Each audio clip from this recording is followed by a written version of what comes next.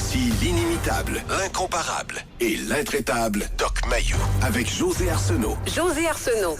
Cette émission s'adresse à un public averti. Au réseau Cogeco, vous écoutez Doc Mayou et José. Doc Mayou et José Arsenault. Avec le Doc et José Arsenault. Bonjour à tous, bienvenue dans l'émission Le Doc Mayou et José. Bonjour Doc. Oui, bon matin, José. Ce matin, je mets la table, mais je vais laisser vous exprimer. Chacun son tour. Non, c'est trop dangereux pour moi. Non. Il y a un article, une déclaration qui est venue vous chercher, qui est vraiment, et je vais vous laisser l'expliquer, mais je veux juste, comme je mentionnais, mettre la table. C'est Maxime Bernier.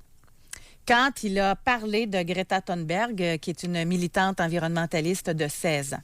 Et je cite, il a dit « Greta Thunberg est clairement mentalement instable, autiste, mais aussi obsessive-compulsive, trouble d'alimentation, dépression, léthargie. Elle vit dans une peur constante et veut nous la communiquer. » Ouais, l'essentiel du propos de Maxime Bernier, c'est celle-là. C'est ce point-là. Et Maxime a été bien conseillé quant à cette jeune Suédoise qui s'affiche en porte-étendard de l'inquiétude climatique. Et elle veut que ça se répande comme une traînée de Elle veut que le poudre. monde panique. Elle veut que le monde panique. La panique climatique. Bon. Un mot sur Maxime Bernier. Alors, écoute, c'est évident que cette jeune femme-là de 16 ans n'a pas 16 ans, physiquement. Alors, elle a le physique d'une jeune de 10 ans et demi en Amérique, en terre d'Amérique. J'ignore si en Suède, elle est considérée comme ayant 16 ans, si c'est vrai qu'elle a 16 ans. OK, c'est à ce point-là, vous doutez à ce point-là? Ben oui. Non, mais Ben oui. Ça se peut pas qu'elle ait menti là-dessus, parce que Parce tellement que- de détracteurs que ça a ressorti l'information. Oui, mais elle là. mesure à peu près 4 pieds 10. Et on l'a vu en camisole. En camisole, elle a à peine un bourgeonnement mammaire. À peine. Elle est supposée avoir 16 ans. Alors ici, en terre d'Amérique, quelqu'un regarde les photos, la voit avec d'autres, par sa taille, son développement prépubère. Elle naît à 16 ans, elle n'est même pas pubère. Elle a... Et on dit d'elle, la journaliste a dit d'elle qu'elle avait un visage poupin. Un visage soit de catin ou de bébé. Dépendamment du dictionnaire, j'ai fait la recherche, puis c'est un ou l'autre. Mentalement, j'ai eu l'occasion de l'écouter, et mentalement, elle n'est pas toute là. Il pose des questions, elle répond, de façon plus ou moins cohérente. Il n'y a pas de discours continu. Elle énonce des phrases qui, parfois, n'ont pas de lien entre elles. Mais tu es un peu instrumentalisé là-dedans. Moi, c'est le seul commentaire que je vais faire, là. Et son géniteur l'accompagne. Son géniteur l'a accompagné en haute mer pour la traversée de l'Atlantique. Et son géniteur l'accompagne. Est-ce qu'elle a une mère? Je l'ignore. Mais on peut présumer qu'elle a minimalement une génitrice parce que les hommes ne peuvent pas encore engendrer. Ceci étant dit, on arrive maintenant à l'essentiel. Maxime Bernier soulève un point. Il dit, cette jeune femme-là ne semble pas avoir toute sa tête. Elle n'est pas tout à fait d'aspect normal à plusieurs points de vue. Bonne observation, cher Maxime. Jusque-là, ça va. Il a rajouté quelque chose qui est digne généralement d'un discours de psychologue ou de psychiatre. Il a dit « Elle vit dans une peur constante et veut nous la communiquer. » Ça se pourrait que ce soit vrai qu'elle vive dans une peur constante et ça se pourrait qu'elle veuille nous la communiquer. Là où ça commence à nous regarder, c'est que c'est un phénomène qui est fréquent dans la nation canadienne-française. Beaucoup de femmes, principalement, on va genrer parce que c'est beaucoup plus des femmes que des hommes, ont toutes sortes de peurs, rationnelles et irrationnelles, et tiennent à les communiquer. Il y a aussi des hommes, parce que je vois régulièrement des schizoparanoïdes qui se sentent persécutés, puis l'apocalypse, la fin du monde, et qui essaient, à l'intérieur de mouvements sectaires... Le complotisme, là, c'est très masculin, ça. Oui, oui. Et ils veulent créer une espèce d'état de panique pour X raisons, soit pour Les désorganiser. hypochondriaques aussi, en passant. Il y a beaucoup de masculins là-dedans. Oui. Alors, Phobie, oui, les phobiques. c'est partagé, ça, hommes-femmes? Je connais pas le ratio. J'aurais pu vérifier, mais il y a beaucoup d'hommes phobiques aussi. Oui. Oui. Maintenant, les hystériques, ça, c'est principalement féminin. Et généralement, j'ai toujours recommandé, dans les cas de deuil, de tragédie, dans les cas de tragédie, d'isoler les hystériques, de les emmener à part. Pourquoi? Et j'ai toujours fait cette recommandation-là. Parce qu'elles augmentent le niveau d'anxiété, favorisant ainsi la désorganisation d'un groupe, au lieu de facilitant la mobilisation d'un groupe dans une tragédie.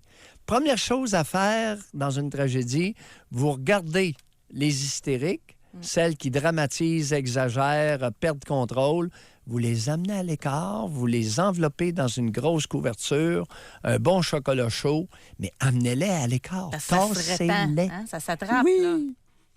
Maintenant, C'est contagieux, là. c'est contagieux. Oui, l'anxiété est contagieuse.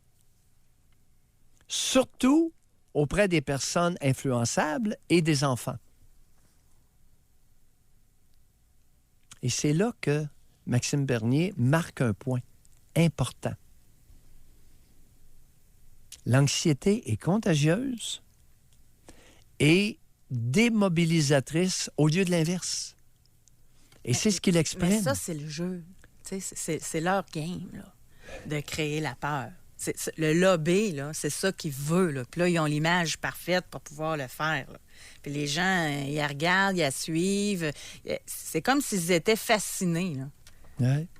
T'sais, en tout cas, on s'en Oui, reparlera parce qu'il y a dans 5 beaucoup- ans, il y a- elle, comment elle va avoir vécu ça. J'aimerais ça, lire son livre, moi. Oui. Mais en tout cas, ça, c'est une autre histoire. Oui.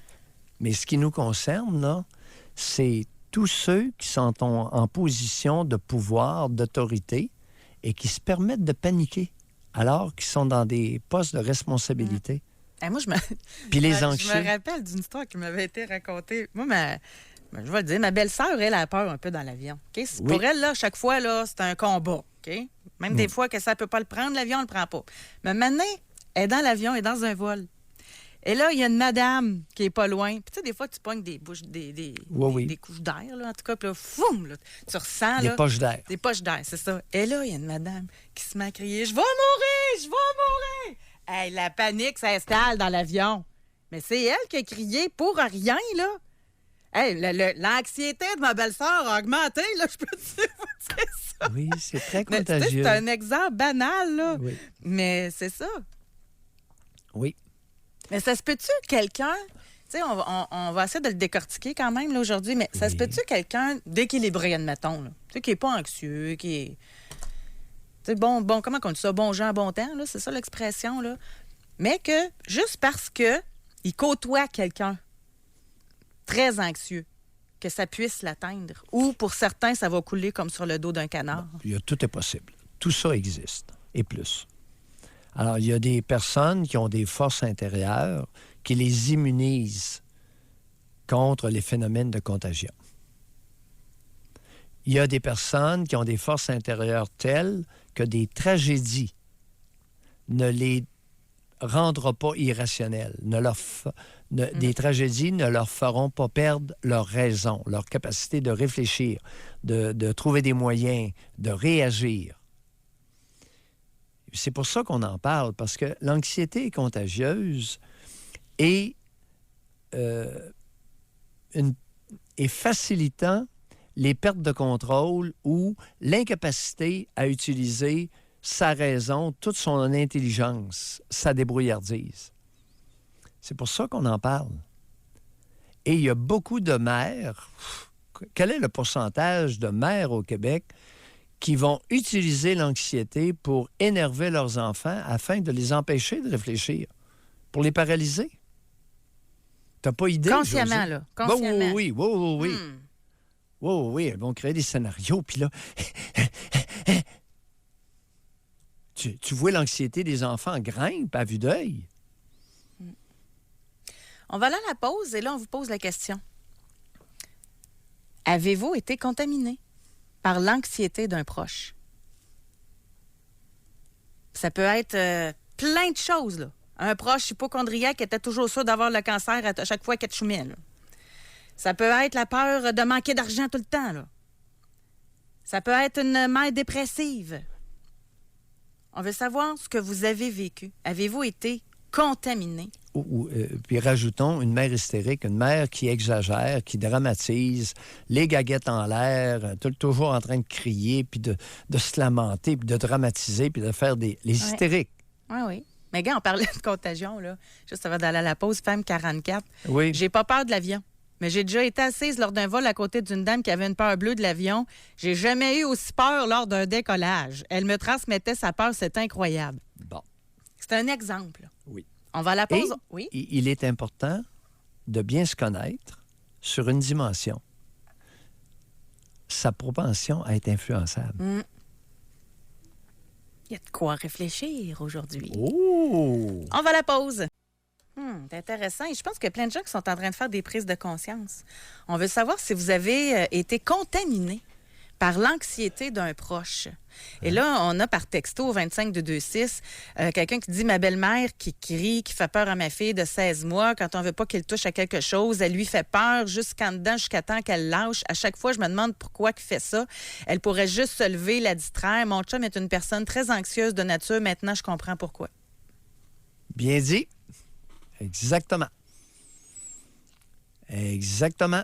Alors, le fait de faire grimper le niveau d'anxiété chez quelqu'un d'autre peut permettre à l'agitateur de mieux contrôler à la fois le bébé de 16 mois puis le grand de 30 quelques années.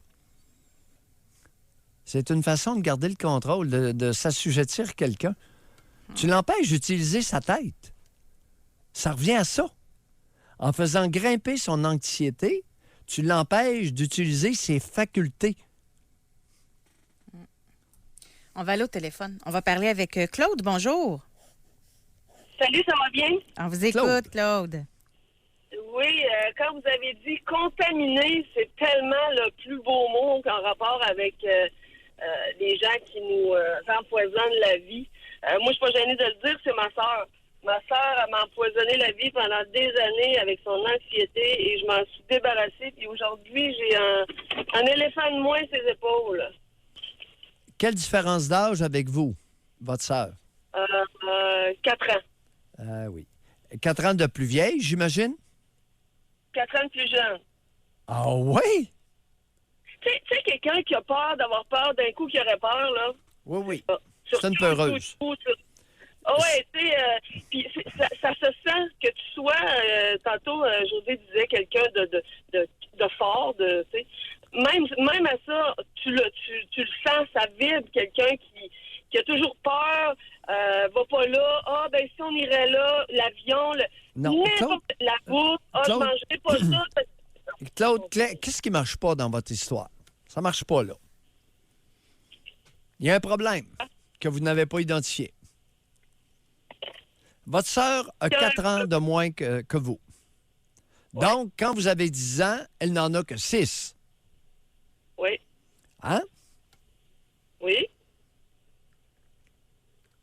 Quand vous avez 16 ans, elle n'en a que 12. Oui. Quand est-ce qu'elle a commencé à vous achaler avec son anxiété? Ah, ben c'est pas juste moi, c'est les gens en général. Hein. C'est les gens qui Non, côtoient, les gens... Claude, concentrez-vous. Ça marche pas. Elle est 4 ans plus jeune que vous. Puis elle vous contamine. Ça marche pas. Cherchons l'erreur dans votre histoire. Ça me fait plaisir de la trouver, mais c'est tout le monde qui a rend stressé. Non, laisse. Claude, est-ce qu'on parle de tout le monde? Est-ce qu'on parle du collectif? Ou si on parle de Claude? On parle de Claude. Est-ce qu'on peut en parler? Bien sûr. En s'isolant du collectif? Oui. Bon, revenons à nos moutons. À partir de quel âge qu'elle vous contaminait avec son anxiété et ses peurs. Je peux pas mettre un âge, mais c'était très jeune. Là. Oui, continuons. Très jeune, on peut pas aller jouer dans la rue, on va se faire écraser, on peut pas... Oui. À partir de quel âge? Quel âge vous aviez quand elle vous disait « Faut pas aller jouer dans la rue, on va se faire écraser ». Peut-être 12 ans, je dirais. Vous aviez 12 ans. Oui. Elle en avait 4 de moins. Oui. Elle avait 8 ans. Comment expliquer qu'une jeune de 8 ans fasse grimper le niveau d'anxiété de sa sœur aînée de 12 ans?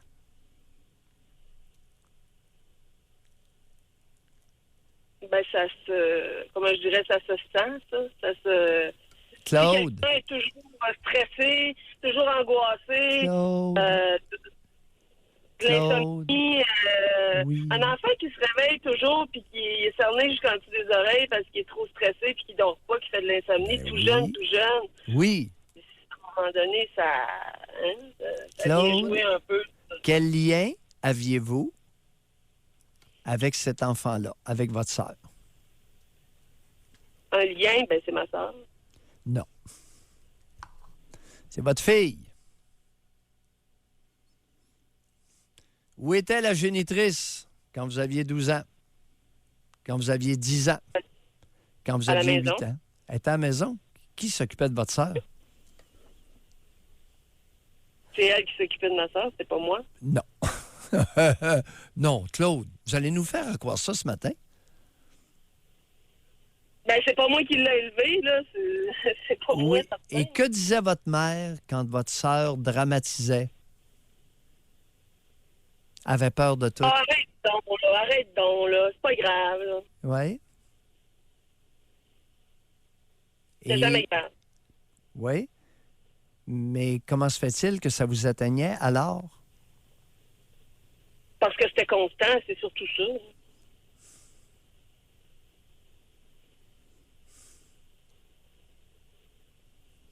Ça marche pas, Doc? Non. Qu'est-ce qui marche? Qu'est-ce que vous essayez de me faire dire? Non, je ne sais pas de rien vous faire dire. J'essaie de vous amener à voir votre réalité comme elle a été.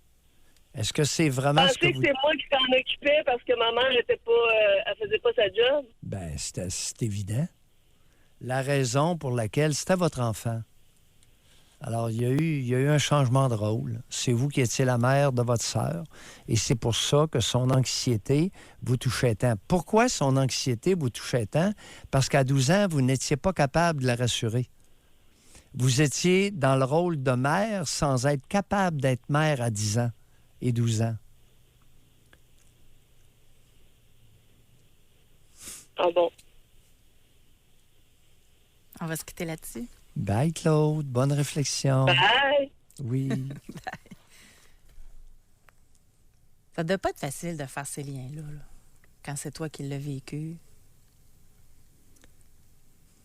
Oui. Et Claude se sentait investi, plongé dans le rôle de materner sa sœur qui s'affolait. Avec impuissance. Avec impuissance, parce que elle-même était une enfant.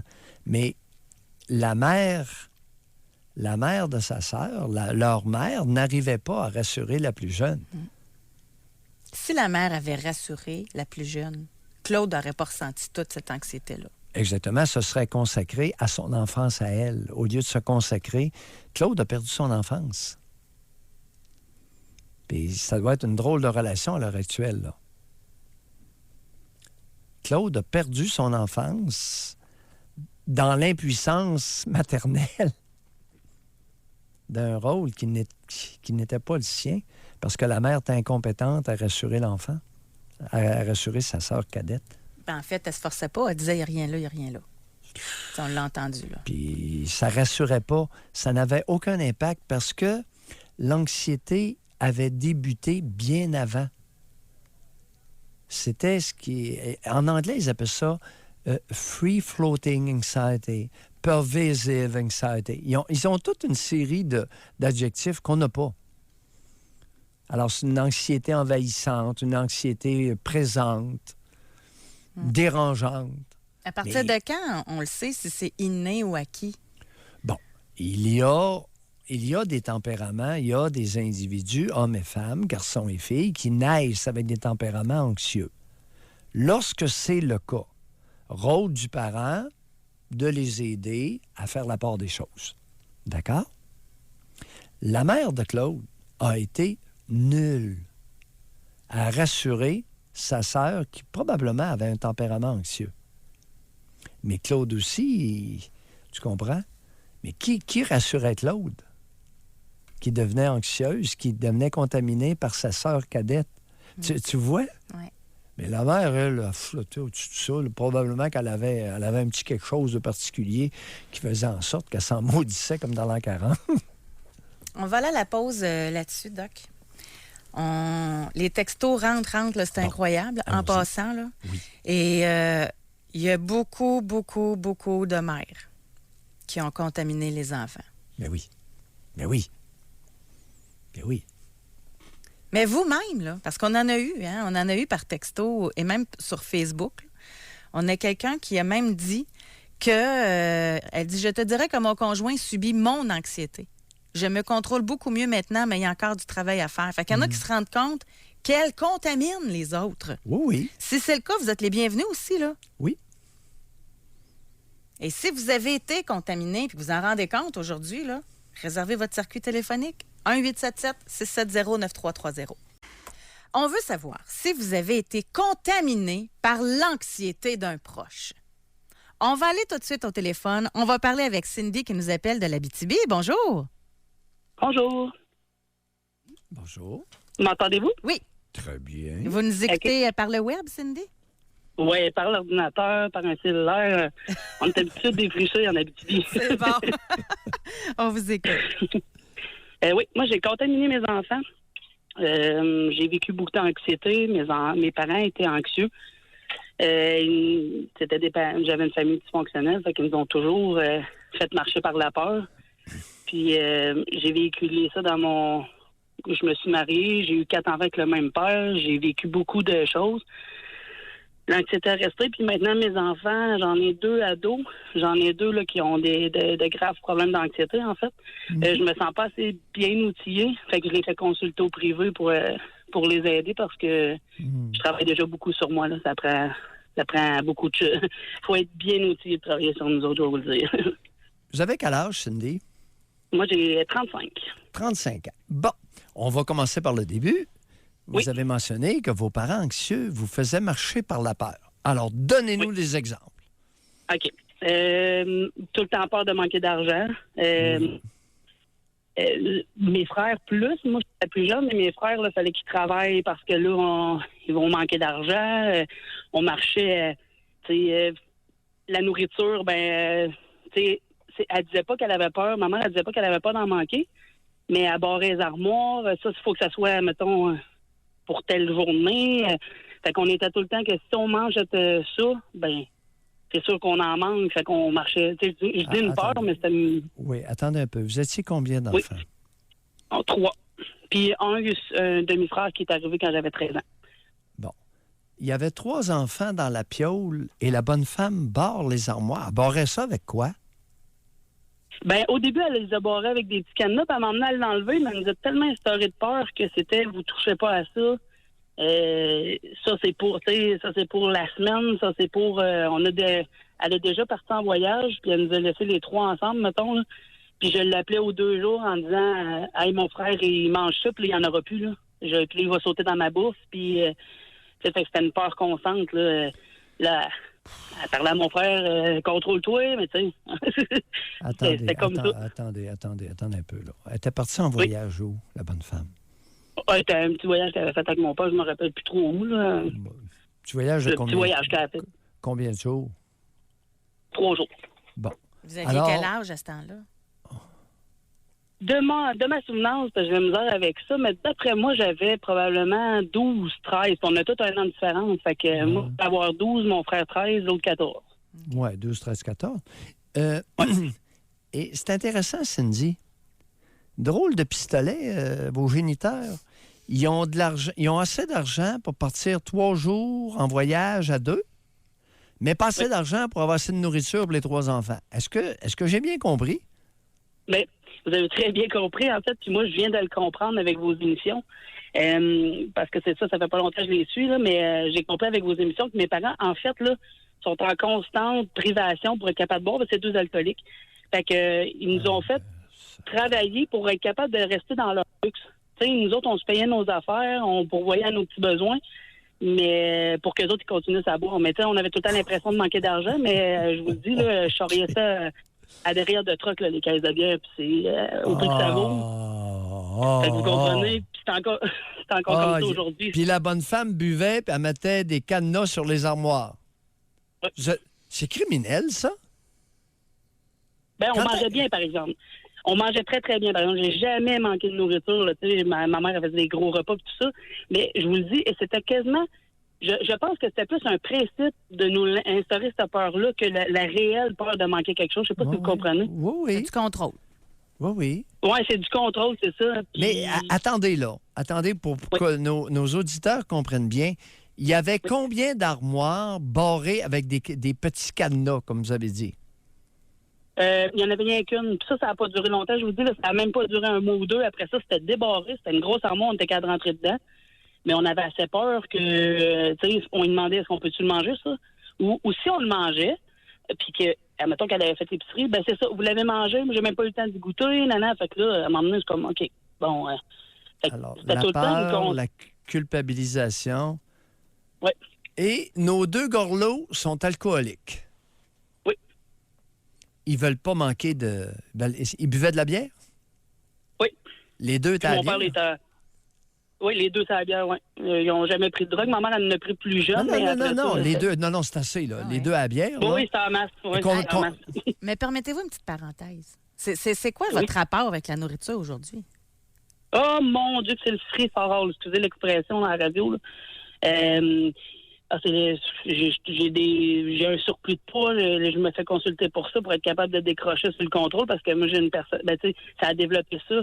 Je suis combattante, puis je suis contrôlante. Fait qu'il faut tout le temps que je travaille à pas tout contrôler, à laisser aller, puis arrêter de combattre des problèmes. Fait que ça, c'est 2 affaires que je travaille avec mon psychologue. 2 choses que faut que j'arrête, parce que, comme je vous dis, puis j'ai pas peur de le dire au début de l'émission, j'ai transmis ça à mes enfants. Ça m'arrive de mettre des collations dans la chambre pour être sûr de ne pas en manquer. Puis je vous le dis, j'ai vécu pendant 10 ans avec le père de mes enfants, puis on était très pauvres. J'ai jamais rien manqué, puis aujourd'hui, je suis très je suis pas très... Je suis à l'aise et j'ai encore cette anxiété-là qui me traîne. Mais à vous êtes à l'aise? Vous êtes à l'aise grâce à quoi? Vous voulez dire? Comment vous avez gagné ça, cet argent-là, pour être à l'aise financièrement? Oh, j'ai juste travaillé parce qu'avant, j'étais femme au foyer. Oui, mais dans quelle sphère vous avez travaillé? Moi, je travaille, là, j'ai fait un cours en agent correctionnel, puis je suis une intervenante. Je ne m'identifierai pas trop, mais je suis intervenante. OK. Ouais. Vous êtes dans le domaine de l'intervention. Et vous pesez combien? Je suis très... Pardon? Vous pesez combien? 237. Ouh. Et vous mesurez combien? 5 pieds 4. Ouh. Oui. Et on se là, ça fait... On s'est bourré de quoi principalement pour peser 237 livres? Je ne sais pas vraiment. Je suis en... Là, je travaille ça là, avec un psychologue, justement. Cindy, qu'est-ce que vous avez mangé que vous ne deviez pas manger? J'ai mangé des chips à n'en plus finir. Non, merci. Je faisais tellement d'anxiété que je me bourrais. Non, laissez faire l'anxiété. Qu'est-ce que vous avez mangé pour peser 237 livres? Bon. Des chips, de la soupe, tout ce qu'il y a dans l'armoire, ou des bords tendres, tout ce qui est facile. non, t'as les bords tendres, là. Non, les chips. D'autres choses que les chips que vous... Ben, de la soupe, j'en ai mangé. J'en mange. Non, il n'y a pas de problème, oui.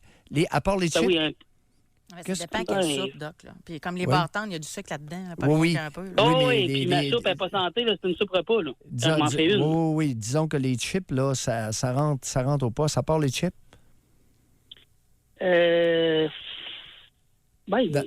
Du pain en masse, des pâtes en masse. Merci. OK. Oui. Ah ouais, tout ce qui est en graisse, qui est le fun à manger. Là, je ne mangeais pas du brocoli, c'est trop dur à avaler. Oui. OK. Parfait. On voulait en profiter pour vous sensibiliser aux 3 P. Oui. 3P pour les sucreries. Oui, effectivement. Puis je l'ai connu dans votre émission. Puis c'est ça, je suis en processus, mais c'est tellement long, tout décortiquer Oui, ça. mais c'est un travail, ça a pris du temps à rajouter le pain et les pâtes, hein? Tu sais, j'avoue, mais parce que je pense ça. la soupe, Tantôt au soir, José. c'est pour ça. La soupe, oui. Ben, il y a Non, des pâtes. Ouais, il y avait des pâtes dans la Bye. soupe. Bye. Ben oui. Merci Ben oui. beaucoup. Merci, Cindy, d'avoir appelé. Mais merci à vous. On Bye-bye. apprend ensemble. Mais moi, je le comprends, tu sais, dans le sens que Oui. il a fallu qu'elle se prive. Son rapport à la nourriture était malsain, là. Ouais. Elle se sentait coupable à chaque fois qu'elle prenait quelque chose, là. Oui. C'est fou. Mais là, la question revient souvent. Puis je suis certaine Oui. que Cindy est encore à l'écoute. Tu sais, puis elle dit elle-même qu'elle s'en rend compte, qu'elle retransmet ça, là. Ouais. Cette anxiété-là à ses enfants. Si on n'a pas eu 20 questions là-dessus, là, on n'a pas eu, là. Est-ce qu'on est capable de freiner ce processus-là à partir du moment qu'on s'en rend compte qu'on le fait? Seulement si on grandit. Alors, le chemin, là, c'est ça. C'est de voir sa réalité telle comme elle fut et dans quoi qu'on s'est garoché et pourquoi. Alors, un petit voyage, ça n'a pas été tellement long, puis ça n'a pas été si pénible que ça. Tu sais, le cadenas, ça a été traumatisant pour elle. Alors, le cadenas sur l'armoire de nourriture quoi? et les raisons. Alors, pourquoi la bonne femme mettait un cadenas? C'était sa nourriture pour les enfants, les 3 enfants, parce qu'elle voulait pas manquer de bière. José, c'est criminel. Mais c'est égoïste. aussi. C'est plus que ça. C'est un crime contre la personne. Tu vois tous les problèmes qu'elle a engendrés, cet alcoolique-là? Elle avait juste 3 enfants. Elle n'avait pas 12, là, soit dit en passant. Mais il fallait pas manquer de bière. La bière, pour les 2. Ouais. Femme 38. Mon conjoint est une personne anxieuse, fait des attaques de panique. Oui. Il y a beaucoup de gens anxieux dans sa famille et j'ai peur qu'il contamine mes enfants. Lorsqu'il y a des situations de stress, il réagit parfois excessivement en se sauvant bien souvent. Oui. Il a même une fois dû un malentendu avec moi, a annoncé à ma fille en allant la chercher à l'école qu'on se séparait assis dans l'auto face à l'école et je n'étais même pas au courant. Oui. Ma fille est revenue, crise de l'école et je ne comprenais rien. Ouais. Ça doit être dur à gérer, ça. Ah oui, il y en a de plus en plus. Il y en a de plus en plus. Alors, les familles étant plus petites, il y a de plus en plus de mères qui vont traumatiser leur fils. Mais là, c'est un conjoint, là? Oui, qui vont traumatiser leur fils et qui vont le faire paniquer. Puis, OK, le conjoint qui Ben, aurait été stressé par sa mère. Ben oui, il était contaminé en quelque part, lui, là, puis solide à part de ça. Alors, femme 38 ans, chère auditrice, soyez prudente, là. Soyez bien prudente. Sachez calculer le nombre d'enfants que vous allez faire avec ce gars-là.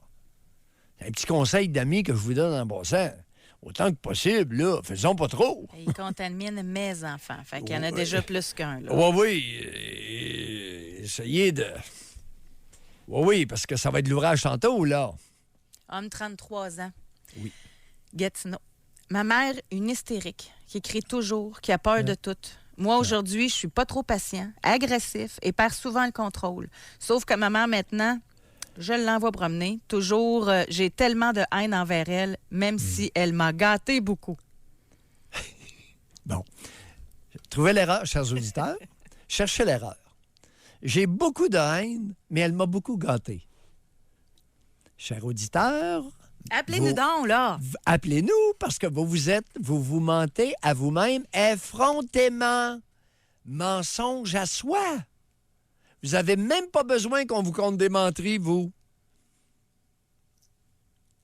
Une haine terrible pour ma chérie de maman. Cette adorable il femme donnait qui m'a peut-être de gâté. l'argent, là, tu sais, il donnait peut-être des biens matériels. Là. C'est peut-être dans ce sens-là.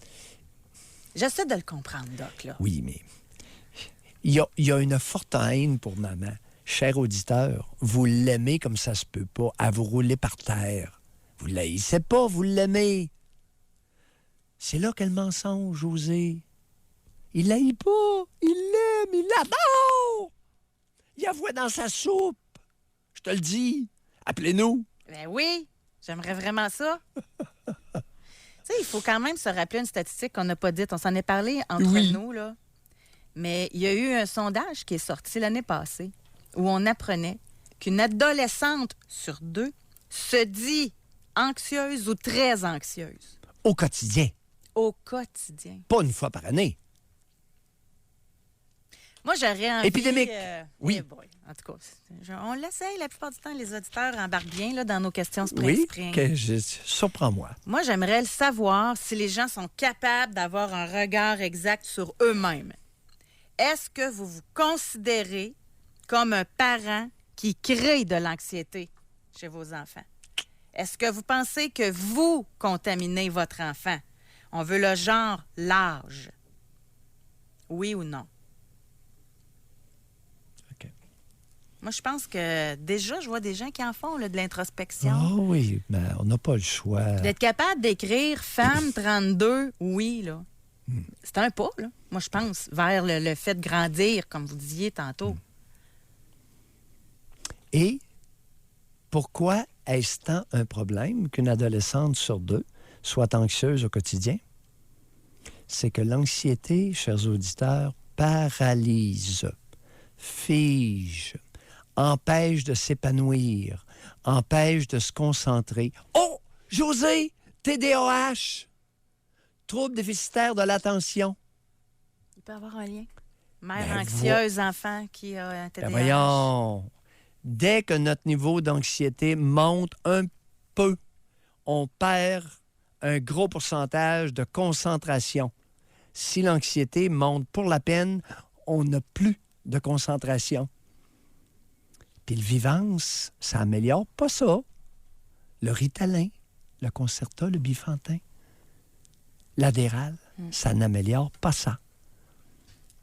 Passant, vous auriez téléphoné. Là.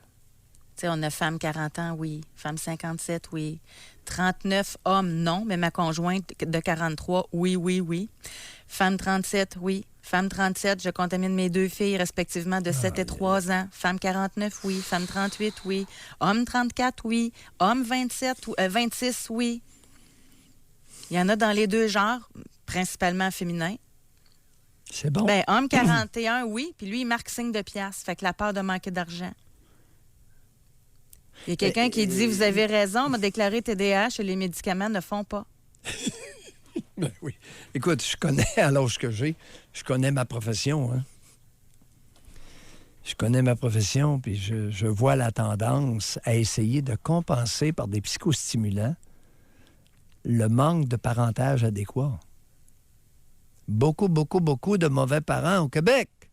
Et ça engendre des problèmes chez les enfants. Une adolescente sur 2 anxieuse au quotidien. Ça, là, ça devrait être une sonnette d'alarme. On n'a pas réagi collectivement quand c'était le temps. Lorsque cette nouvelle-là est sortie, on aurait dû créer un branle-bas de combat dans la nation canadienne-française puis dire « Oh là! Qu'est-ce qui marche pas? » Il y a plein de gens qui sont conscients, là. Il y a femme 30 ans, oui. Femme 37, oui.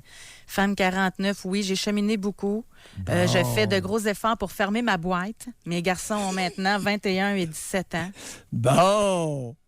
Oui, j'aime ça quand on progresse ensemble. Prise de conscience, source, et qu'est-ce qui se passe? Oui, parce que depuis que j'ai pris conscience que je contaminais, j'essaye de m'accrocher le clapet un peu plus souvent. Oh, José. Mais en même temps aussi, ce qui doit aider, c'est de savoir, avez-vous reçu ça en héritage? Là? Tu sais, toutes celles et ceux qui ont écrit, là. Oui, là, je contamine mes enfants. Mais vous-même, vous avez été contaminé. Puis c'est peut-être là qu'il faut regarder en premier. C'est pour ça qu'on va aller au téléphone, parler avec des gens qui sont en train de réserver leur circuit téléphonique au retour de la pause. Jusqu'à 11h, vous écoutez Doc Mayou et José Arsenault. Avec le Doc et José Arsenault. On va aller au téléphone tout de suite, Doc. Aujourd'hui, notre question du jour, c'est est-ce que vous avez été contaminé par l'anxiété d'un proche? Mais là, on aimerait parler aussi à ceux qui le réalisent, qui contaminent leurs proches ou leurs enfants. On a Sylvie qui est avec nous. Bonjour, Sylvie. Bonjour. Oui, Sylvie. Bonjour, Doc. Bonjour, José. Oui.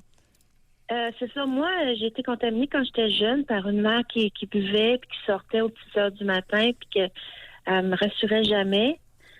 sais, j'attendais qu'elle arrive avant que je m'endorme, puis j'allais à l'école, puis je manquais complètement de concentration, puis... mais là, je fais un petit peu la même chose. Sylvie, Oui. avez-vous déjà eu un diagnostic de TDAH? J'ai jamais eu de diagnostic, mais on n'a jamais expérimenté on n'a jamais été voir ce côté-là, là. Mais il n'y a jamais personne qui vous a dit que vous aviez un problème, un trouble déficitaire de l'attention, non? Pas du tout. OK. Vous avez quel âge? J'ai 56. Ah, OK. Dans les plus jeunes, ça va être beaucoup plus Ouais, fréquent. c'est Allez-y, ça. continuez. Ben, Alors, c'est votre ça, mère c'est que- prenait un coup puis sortait aux petites heures. Qu'est-ce qu'elle allait Ouais, faire ben, aux petites heures? Elle allait prendre des ben, marches? Non, c'est qu'elle travaillait comme serveuse, mais elle finissait aux petites heures, mais souvent elle restait là pour jaser, puis je sais pas qu'est-ce qu'elle faisait, là, mais elle arrivait aux petites heures du matin, tu sais. Puis moi, ben c'est ça, j'arrivais pas à m'endormir, puis j'étais stressée, puis j'étais très renfermée quand j'étais au secondaire, je parlais pas quasiment à personne, puis Oui. à cause de ça. Puis aujourd'hui, j'ai des garçons, des grands des hommes, tu sais, j'ai des enfants, mais ils sont rendus des hommes. Puis je fais un peu ça avec le plus vieux, puis je vois que ça l'agace, tu sais. J'essaie de savoir où est-ce qu'il est, qu'est-ce qu'il fait, puis j'ai tout le temps peur qu'il arrive quelque chose, puis tout ça. Puis je vois que ça l'agace, fait que j'essaie de me contrôler, de pas trop l'appeler, puis fait que c'est ça. Et quand même parlez-nous de votre conjoint. Pardon? Parlez-nous de votre conjoint. De mon conjoint? Oui, oui. Ben là, je suis divorcée. Mais mon conjoint, lui, ben c'est ça, il vit avec une compagne. Puis, il se préoccupe pas tellement de ça, je pense. Non. Avez-vous un conjoint actuellement? Non, j'en ai pas. Ah, depuis quand? Ah, ben ça fait depuis 2003, à peu près, 2002. Ben, depuis 2000, à peu près, là. Depuis 2000, 19 ans. Ouais, c'est ça. Avez-vous un peu de vie sexuelle active entre... Ben, ces temps-ci, pas vraiment, là. Pas vraiment. Ouais. Pourquoi que je vous pose des questions jaunes comme ça? J'en ai aucune idée. C'est quoi le lien avec votre gars? Ben, je sais pas. Est-tu beau, votre gars? Ben, il est très beau. Ben, c'est Comment ça, sûr. vous savez ça, Doc? Hein? C'est quoi le lien? Ben, Pas de j'en vie ai aucune idée. sexuelle. Ben, pas de vie sexuelle, on contacte, on envoie des textos, des petits mots d'amour à son fils, qui est beau comme un cœur. Hein, Sylvie? Ouais. On vous dit ouais. Ben, je dis, ouais. Ça vous tenterait j'en pas vois d'être un peu plus active sexuellement? Ça vous permettrait Ben, de ficher la paix à votre fils? Ouais, mais ça donne pas vraiment. On choisit pas tout le temps. Hein? Ça vous tenterait pas d'utiliser votre libido à d'autres fins que de harceler et écœurer votre garçon? Ben, je vais essayer. Gros effort, Sylvie. On lâche OK. pas. On lâche pas le Parfait. morceau. Bye. Merci, OK. Sylvie. OK, On salut. on le tient bien, le morceau. Puis on tient le bon morceau. Bye, Si Sylvie. elle mettait plus d'efforts sur sa vie personnelle et intime, il y aurait beaucoup moins de problèmes Ben, avec son fils. ben oui. Canalise sa libido sur son gars qui est beau comme un cœur. Ça arrive peut-être plus souvent qu'on pense. Fréquent. Épidémique dans la nation. Ben oui, ben pourquoi? Écoute, penses-tu qu'elle va trouver un prétendant, un homme, qui va être beau comme son fils? Non. On poursuit. Et là, j'ai inclus les pères. Ce que je viens de dire concernant Sylvie vaut pour les pères. Oui. Avec la fille qui a 24 ans, 26 ans, et qui est royalement belle. Là où Pourquoi on peut le voir beaucoup, Doc, là. Vous n'êtes pas beaucoup sur Facebook, là. Mais les photos, là, mère-fils, là, tu sais, avec leurs jeunes adultes ou père-fille avec leurs jeunes adultes, vous capoteriez. Tellement il y en a. Puis à chaque fois, je pense à vous, puis je suis sûre que les auditeurs aussi. Ceux qui écoutent l'émission, quand ils voient ça passer de leurs proches, je suis sûre qu'ils pensent à vous. On poursuit au téléphone. On va parler avec Nathalie qui nous appelle de Trois-Rivières. Bonjour, Nathalie. Bonjour, ça va bien? Nathalie. Bon, contaminée, contaminante. OK. Et qui se guérit. OK. Allez-y. Il faut que j'admette que depuis 3-4 ans, là, dans ma vie, il y a bien des choses qui changent, puis en même temps, votre émission contribue à l'introspection. Par contre, en étant contaminée, vous avez dit quelque chose tantôt que, franchement, c'est vrai, là. La minute où est-ce qu'on arrête d'avoir de l'anxiété, on arrête de figer. Puis moi, c'est ce qui m'arrive présentement. C'est ce qui me fait voir ces choses-là en même temps. Ma fille, elle a fait de l'anxiété beaucoup, beaucoup. Puis elle n'est pas vieille. Et en s'en allant étudier à l'extérieur, ça a été quasiment un sauvetage pour elle-même. Puis, en même temps, moi, j'ai demandé de l'aide. J'ai une petite médication, mais quand même, j'aurais dû avoir ça il y a 20 ans. Là.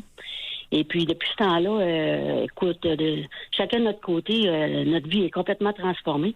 Et puis, moi-même, je suis capable d'avoir du recul pour voir, écoute, c'est-tu vraiment quelque chose d'effrayant ou d'analyser, là. Mais franchement, là, quand on va chercher de l'aide, puis quand on s'en rend compte, c'est là que ça peut arrêter, là. Puis c'est là que c'est peut-être intéressant. Vous avez été contaminé par qui? Racontez-nous votre... C'est sûr que quand j'étais jeune, mes parents étaient anxieux aussi. La situation faisait qu'ils étaient anxieux. Il y a eu des grèves, des choses comme ça. Mais aussi, dans leur enfance, ils ont eu des choses qui, eux autres aussi, je me rends compte qu'ils ont été contaminés. Nathalie! Oui? Qui vous a contaminé? Puis là, moi les parents, parlez-nous de chacun. Parlez-nous mon de... père, lui, a eu une situation dans sa jeunesse qui était d'une place à l'autre dans sa famille, puis il n'y avait jamais de stabilité, donc il était anxieux. Je ne demande pas de l'expliquer. OK. Comment? Dans le fond, oui. Par quoi et comment vous a-t-il contaminé? Pas faire son analyse. Ah, OK, non. Dans le fond, c'est parce qu'il était anxieux au niveau des finances. Il était anxieux aussi un peu de l'image qu'il pouvait avoir chez les autres. C'était bien important pour lui. C'était comme une sécurité d'avoir une certaine image. Oh, non, nous dites-vous. Oui. Oh. Et puis à ce moment-là, moi, c'est la même chose. Là. Et en quoi ça vous affectait l'image chez les autres? En quoi ça... Premièrement, quand j'étais jeune, j'étais pas nécessairement la pénote du coin, on va le dire. J'étais bonne à l'école. C'était encore une autre affaire qui a fait que je me retirais parce que on me regardait de travers avec ça. Mais moi, je voulais peut-être... Qui vous regardait de travers parce que vous étiez bonne à l'école? Mes pères, dans le fond, dans les classes. Non. À la maison. On reste avec le bonhomme et la bonne femme. Là. Ah, OK. C'est sûr qu'ils voulaient que ça fonctionne de cette façon-là. Donc, c'est sûr qu'ils regardaient tout ce qui se passait. Donc, c'était insécurisant. Vous étiez bonne ou pas bonne à l'école? J'étais très bonne à l'école. Bon, alors, en quoi ça dérangeait qui à la maison que vous soyez très bonne à l'école? Je pense que ça pouvait le déranger un peu parce que, quelque part, ça le sécurisait. Expliquez-vous, là, parce que les auditeurs sont pendus à vos lèvres. Quelque part, tu sais, c'est... comment je dirais ça? Que je prenne mon contrôle de moi-même, là, en me rassurant parce que j'étais bonne, etc. Mais peut-être que ça a influencé que, quelque part, le contrôle n'était plus là. Ah, ouais. Hey, c'est malsain solide, là, dans la piole, là. Fait qu'à ce moment-là, c'était stressant, puis les peurs étaient... Alors, pour que ce soit bien clair, vous étiez très bonne à l'école et ça insécurisait le bonhomme. C'est ça que vous dites? C'est ce que j'en pense, là. C'est ce que j'analyse. Bon, la bonne femme, maintenant. C'était tranquille. Qui plus est, racontez. Tantôt, quand vous parliez à la demoiselle qui avait sa soeur la plus jeune, j'ai réalisé ça bien avant mon stress, là, mais quand même. J'ai réalisé pourquoi on avait une mauvaise relation, moi et elle, parce que j'avais pris un rôle de mère envers elle. OK? Mais quand elle est rendue à l'adolescence, elle s'est rebellée contre ça parce que c'était pas moi sa mère. Fait que là, il y avait des flamèches, là, et quelque part. Moi, je perdais mon... je sais pas si c'était un contrôle ou mon rôle. Fait que je comprenais plus rien. Fait qu'à ce moment-là, je me sentais comme pas attaquée, mais il y avait une rébellion que je comprenais pas. Fait que notre relation, ça n'a jamais bien passé. Ouais. Donc, ça, c'est une autre affaire. Quand vous avez parlé de ça, ça m'a allumé une lumière. Là. Ça valait pas haut, hein? Non, puis là, avec tout ça, moi, c'est que on peut se dire driver sur la peur jusqu'à peu près là, 3-4 ans. C'était ma vie. Fait que moi, je me rends compte que avec mon anxiété, avec mes peurs, ça ça m'a bloqué dans bien des choses. Ça a figé des choses qui fait que j'ai pas bougé pendant des années. Ouais. Et puis, à un moment donné, là, ça a été trop. J'ai décidé que c'était fini. J'ai fait un mouvement, mais c'était pas réglé encore. C'est aujourd'hui que je me rends compte que c'est l'anxiété que j'ai eue, que j'ai vécue, qui a fait que on se serait peut-être pas séparés, là, mon ex-conjoint, tout ça. Ouais. Puis on aurait peut-être eu tout ce chiard-là. Là. Oui, possible. Fait que, mais je suis contente parce qu'aujourd'hui, c'est plate que j'ai eu à aller bas, là, vraiment bas, pour pouvoir décider d'aller voir quelqu'un puis dire là, j'ai besoin d'aide. Puis à ce moment-là, j'ai eu le soutien que j'avais besoin. Puis bien franchement, ça n'a pas pris grand-chose parce que ce que je prends présentement, il paraît que c'est le moins fort, mais moi, je suis quand même réactive aux médicaments. Puis depuis ce temps-là, c'est fantastique. Et là, c'est pas que j'ai plus peur, mais c'est plus des montagnes. Puis je suis capable d'arrêter là, le flux là, d'anxiété et de peur. Il y en a pratiquement plus. On dirait que je vois plus clair qu'avant. Mais c'est ça, moi, je me rends compte que je l'ai transposé sur ma fille en ayant mes anxiétés. Et puis, je trouve qu'elle est forte en tabarouette parce que... Et du côté de votre libido, ça dit quoi? L'appétit pour la sexualité? Ben, mettons que c'était pas mal mort, là. Fait que c'était très tranquille. Puis d'un autre côté, la manière que je voyais que j'étais pas en pleine possession de mes moyens. Commencer une relation quand t'es pas vraiment là. Et je trouve que c'est pas la meilleure situation. Même, écoute... Nathalie, vous avez quel âge? 52. Y a-t-il, chez les femmes en haut de 50 ans, y en a-t-il une couple qui sont actives sexuellement autour de vous? Ben, il faudrait qu'on trouve des candidats fantastiques. Ah, ouais? on vient... oui, bien, Nathalie, encore faudrait-il ouvrir les yeux? Si on a les yeux fermés, on ne les voit pas passer. Ça, vous avez raison. J'en ai parlé avec une copine. Je me disais... Puis quand j'ai commencé mes médicaments, tout ça, puis on dirait que le broyeur est parti, il y a du monde qui me disait bonjour avant, mais je m'en apercevais pas.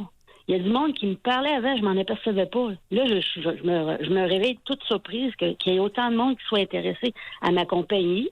Que c'est incroyable. C'est pour ça que je vous dis, moi, là, réaliser... Est-ce que ça réveille? Est-ce que vous avez de l'appétit pour la sexualité? Avez-vous de la libido? J'en ai découvert, oui. Bon, oui. OK. C'est en train de se réveiller? Comment? C'est en train de se réveiller? Oui. Bon, oui, parfait. Oui. Excellent, Nathalie. Merci. Je le souhaite aux gens qui aillent chercher de l'aide s'ils voient que... non, ben regardez, continuez. Laissez faire les autres. Là. On comprend votre grand cœur, mais commencez par prendre soin de vous et de votre fille, d'accord? Écoutez, 100 000 à l'heure. Bye, merci. On a pris c'est beaucoup de retard, mais je pense que des des conseils gens... pour tout le monde, mais... Mais gentille, elle souhaite ça. Oui, Elle est gentille. oui, gentille. Oui. Bon. Gentillesse, soit d'abord la fille, puis on verra pour les autres. On va à la pause là-dessus. Est-ce que vous avez été contaminé par l'anxiété d'un proche ou êtes-vous un contaminant? On va parler avec Luc qui nous appelle du Nouveau-Brunswick. Bonjour, Luc. Bonjour, ça va bien? Oui, bonjour, Luc. Ah, on vous écoute. Bonjour. Merci. Moi, contaminé par des proches de ma famille, je peux en termes acadiens, là, je peux vous en donner à la poignée. L'étiquette qu'un parent te donne à un très jeune âge, c'est normal pour eux parce que c'est leur premier enfant, ils veulent voir belle parure. Faites ça, va à la messe le dimanche, fais les petites tâches ménagères, là. Ben, après un certain âge, là, 8, 9 ans, 10 ans, on dirait que c'est pas que ça te tente plus de faire ça, mais c'est que t'as des amis d'école, t'appelles, viens nous trouver, on va jouer au baseball. Ben non, là, faut que tu restes à la maison faire ça. Tu sais, là, le fais-ci, fais ça. Ben, puis si tu désobéis, en bon français, j'ai déjà eu le revers de la main quelques fois sur les fesses, là. Disons que je suis dans l'âge, j'ai 40 ans aujourd'hui. Moi, dans ma génération, ça marchait encore un peu, là.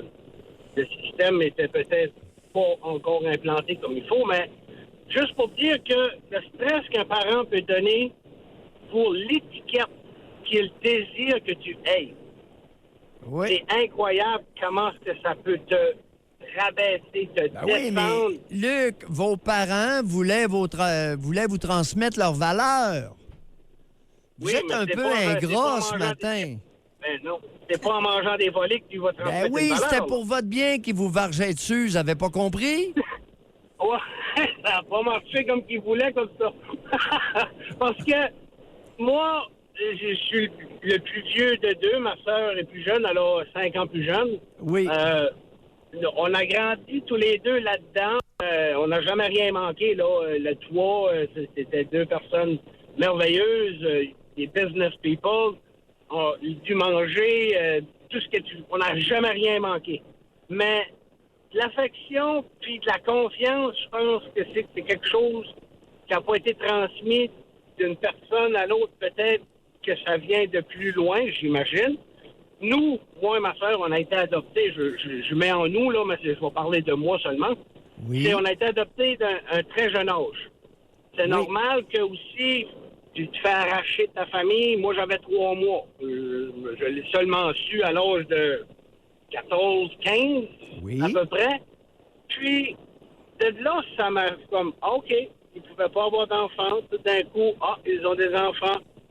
Moi, j'ai toujours dit, j'ai rien contre l'adoption.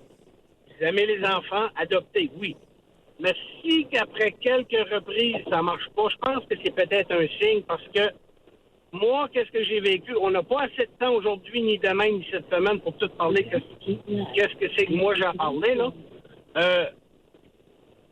Prenez le temps de réfléchir 2 fois si que ça marche pas parce que qu'est-ce que c'est qu'un parent non biologique a à offrir un enfant qui n'a jamais demandé à venir au monde, qui est déjà un stress, qui se fait arracher de sa famille biologique? Boum! Et voilà, on recommence à zéro sans le savoir, mais tu viens à savoir ça à la longue. Parce que t'arrives 14-15 ans, tu viens d'où, toi? Ben, moi, je viens de là, mais je suis originaire de là. Ah, OK. Puis là, les parents, ben là, parlent pas trop, puis c'est comme, garde, hush, là, excusez du terme anglais, c'est garde ça un peu secret, puis essaye de pas trop. Mais pourquoi? Le problème n'est pas là. Luc, le problème n'est pas là. Oh non, vos parents, c'était... J'arrive. Non, attendez un peu. Le problème n'est pas là, là. Vos parents, ils étaient dans les affaires, ils réussissaient assez bien? Oui. Bon. Puis vous avez référé à l'affection. Oui. C'était pas des personnes... C'était pas des personnes affectueuses? Pas beaucoup, non. Disons des je t'aime, comme là, j'ai parti pour l'Ouest canadien. Non, là, je parle pas des je t'aime, là. Les je t'aime, c'est gna-gna. Je parle de l'affection, des marques d'affection. Est-ce que votre le mère... revers de la main, oui. Bon, le revers de la main. Je pense que vous avez tout dit. T'sais, est-ce que vous avez déjà vu votre mère adoptive peigner les cheveux de votre sœur? Ah oui. Ah oui. Bon. Ah oui, très souvent. Et est-ce qu'elle la peignait affectueusement ou si elle lui arrachait les cheveux? C'était pratiquement dépêche-toi, ça fraise, j'ai pas le temps, puis go, là. Tu sais, là, c'était... Merci, Luc. On a compris. Puis, moi... Le revers, vous l'avez résumé, le revers de la main. C'est ça. OK? Bye, Luc. Merci. Merci beaucoup. Écoute, on a adopté des enfants pour varger dessus. Du monde, les deux dans les affaires qui réussissent bien. Puis il faut que ça paraisse bien, en plus. Eux autres frappent, là, mais il faut que les enfants paraissent bien. Ouais. C'est assez pathétique. On poursuit. On va parler... On a eu l'essentiel. Le revers de la main. Il l'a résumé. Il a le sens du cliché, Luc. Le revers de la main. Paf! Pierre-André, bonjour. Oui, bonjour. Pierre-André. Que je voulais dire, l'anxiété part vraiment de ma mère, bien vraiment solide, là. Et je vous ai parlé de temps en temps. J'ai pris une décision l'année passée avec vous, là, donc que je n'allais plus voir ma famille et je m'en porte beaucoup mieux. Mais il y a encore des petites traces d'angoisse pour des X raisons, mais ça m'a soulagé beaucoup. C'est en vous écoutant, on allait voir des professionnels aussi, mais je pense que vous avez plus mis le mot, vous, sur ce qui se passait dans ma vie. C'est drôle, en vous écoutant à la radio. Oui. Vous avez mentionné que le fait de couper les ponts, ça vous a soulagé beaucoup.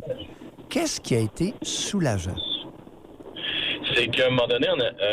je vais essayer de... comment dire ça? Moi, j'allais voir des spécialistes, puis ils me disaient, qu'est-ce qui te met en tabarnak de même dans la vie? Qu'est-ce que tu as fait dans les derniers jours, etc.? Qu'est-ce qui t'a allumé là-dessus? Qu'est-ce qui t'a balé? Il disait, je revenais de chez mes parents. Au fond, je pensais que ça se passait ailleurs, mais non. La frustration partait de chez mes parents. Oui, alors, qu'est-ce qui vous a soulagé tant? Qu'est-ce qui vous a soulagé tant en coupant les ponts? Le fait de couper les ponts? Oui, ça m'a aidé. En plus, tu n'entends plus d'anxiété, tu sais, c'est que tu n'entends plus ta mère capoter sur tout, là. Tu sais, genre, quand elle va capoter, je suis en train de te parler, là, tu sais. Elle, c'est sûr qu'elle va capoter. OK, voilà. Ah, OK. Est-ce qu'il est possible que ce qui vous ait soulagé beaucoup soit le fait de vous être affirmé devant 2 mollusques qui vous avaient écrasé? Oui. Et ça m'a... Je suis content de l'avoir fait. Ça m'a pris du temps parce que quand tu sais pas ce qui se passe, t'es dans le néant. Sauf que je suis content de pouvoir l'avoir fait. Mais j'aurais aimé ça de l'avoir fait plus tôt. Oui, attendez. Je vais profiter de votre appel pour mentionner quelque chose. Bon. La plupart du monde vont dire « Je suis soulagé parce que je ne les vois plus ». Non. Je suis soulagé parce que, pour la première fois de ma vie, j'ai pris une décision les concernant. Oui. Oui, ça aussi, je trouve ça très bien. Et vous dites, oui, mais j'aurais dû normalement décider ça avant. Non, pas nécessairement. On peut ne pas être prêt. Oui, OK. Merci beaucoup. Point. Merci, Pierre-André. Merci de refléter une dimension.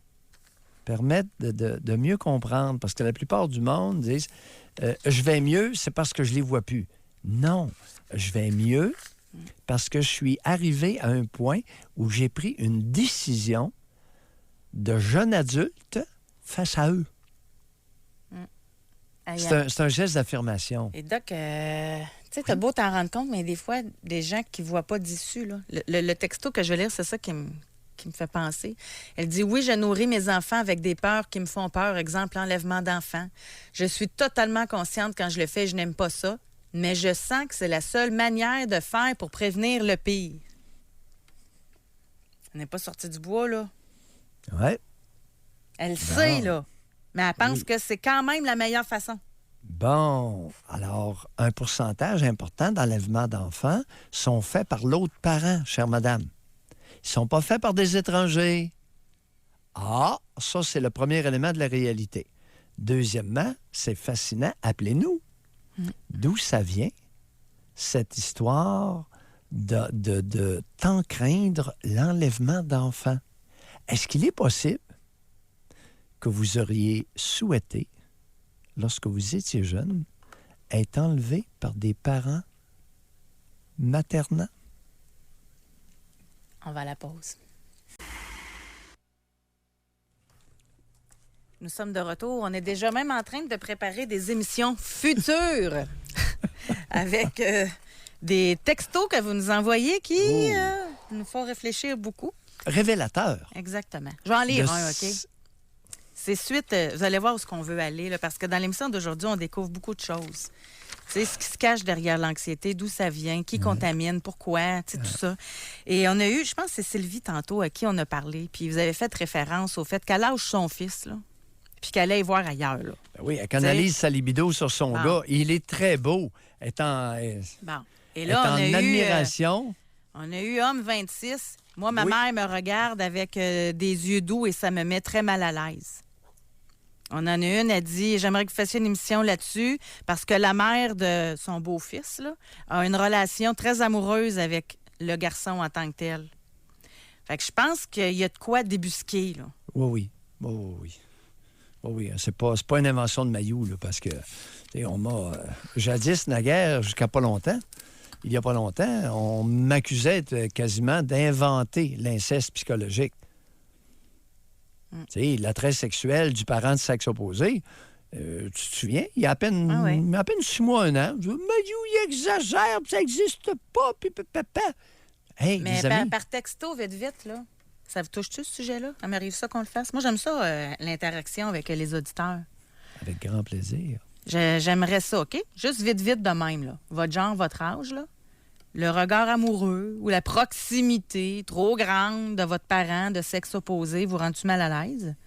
Ou aimeriez-vous qu'on aborde ce sujet-là dans les prochaines émissions à venir? OK? Au 25-226, textez-nous, oui ou non. Là, on va poursuivre et terminer sur notre sujet d'aujourd'hui avec Lucie. Bonjour, Lucie. Oui, bonjour. Lucie. Bonjour, Dr. Maillot. Bonjour, José. Oui. Bon, c'est simple. Ma mère m'a transmis, je crois, de l'anxiété parce que elle était trop, je vais dire, molle. Puis mon père tout aussi, il était trop mou. Pour faire une histoire courte, ma grand-mère, le père à mon père, la mère à mon père, était très contrôlante. Vraiment, là, elle voulait garder ses 3 enfants sous son aile.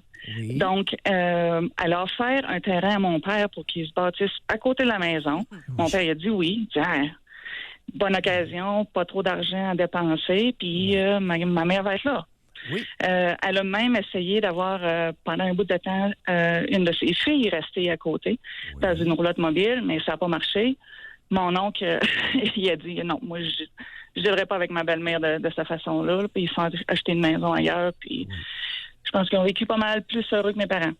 Oui. Mais l'histoire, c'est que ma grand-mère, elle avait beaucoup d'emprise sur ma mère et mon père. Autant qu'elle avait fait installer un buzzer. C'est comme ça qu'on l'appelait, là, dans la maison. Au lieu d'appeler chez ma mère, là, il y avait un buzzer. Quand le buzzer sonnait, ça voulait dire à ma mère, « Ah oui, ici, j'ai besoin de toi. » Tu sais, lâche tout ce que tu fais, là, puis si elle n'arrivait pas assez vite, le buzzer, il sonnait en maudit. Attendez un peu, là. Oui. Et la vieille avait quel âge à ce moment-là, au moment du buzzer? Ça, c'est autant que je me rappelle. J'ai 50 ans. C'est ça. Puis,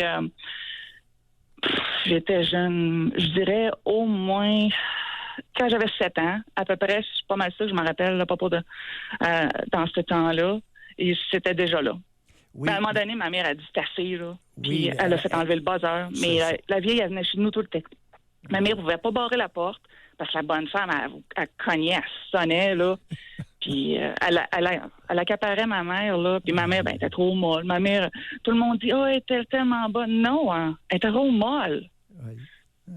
Puis mon père était trop beau. Ma mère se plaignait, là, un peu à mon père. Mon père, là, puis lui, là, sa façon de dealer, là, avec les problèmes, avec ma mère, là, il crissait son camp de la maison. J'entendais la porte claquer, puis il était dehors. Bonsoir.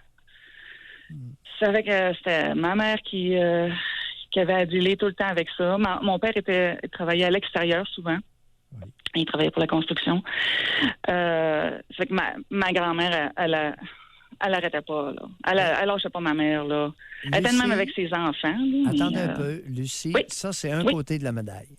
Est-ce que votre mère a déjà utilisé sa belle-mère pour des commissions, faire garder les enfants, garder le chien, je ne sais pas trop quoi? Si ma mère a utilisé ma grand-mère? Oui. Non. C'était vraiment à sens unique? Oui. Vous êtes combien d'enfants? On est 3. Je suis la plus vieille. Est-ce que vous avez déjà été gardé par votre grand-mère paternelle? Non. Ben... Pas que je me rappelle. Ma mère, elle travaillait pas. Elle était à la maison. Puis, oui, mais non, jamais qu'elle aurait voulu. Là, non, elle l'haïssait. Elle l'haït encore. Là. Et elle ne l'utilisait pour aucun service? Non, pas en tout. Non. C'était à sens unique. Oui. Oh, ouais. Dans quel coin du Québec ça se passe, ça? Pas loin de Québec. Pas loin de la ville de Québec. Correct. Parce que je pense que je vais être facilement reconnaissable. Oui, mais... c'est correct. Vous n'avez rien dit de bien terrible. C'est ça. Mais merci, Lucie, de nous avoir tracé ce portrait-là. Ouais. C'est assez inusité en passant. Il y a parfois des cadeaux qui sont empoisonnés. Hey! Le terrain a coûté très cher à la mère de Lucie. Elle a dû endurer une maudite détestable pendant... qui n'était pas serviable. Le buzzer. Oui, le buzzer, puis sans aucun service. Alors, c'était une relation à sens unique. Utilisation, exploitation, sens unique, et non pas donnant-donnant. Bon, bien, Doc, on a un sujet d'émission. Ah oui. Les auditeurs ont répondu beaucoup. Ça va de 22 à 65 ans, là. Des Oui. gens qui aimeraient beaucoup qu'on aborde le sujet, le père amoureux de sa fille ou la mère amoureuse de son fils. Là. Les yeux doux? Tu sais, on a même ici Oui, homme 32 pour José. vous donner un exemple. Là. Oui. Ma mère me dit toujours que je suis beau, qu'elle m'aime, que je suis l'homme de sa vie à chaque jour par message texto.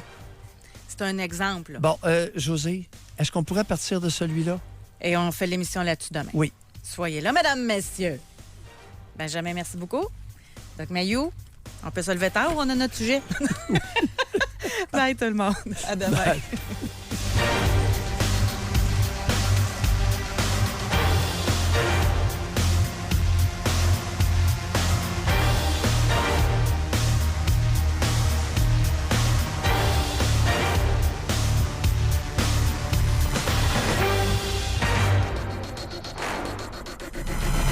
Soyez là demain, 9h30. Pour une autre édition du Doc Mayou et José. Avec Doc Mayou et José Arsenault.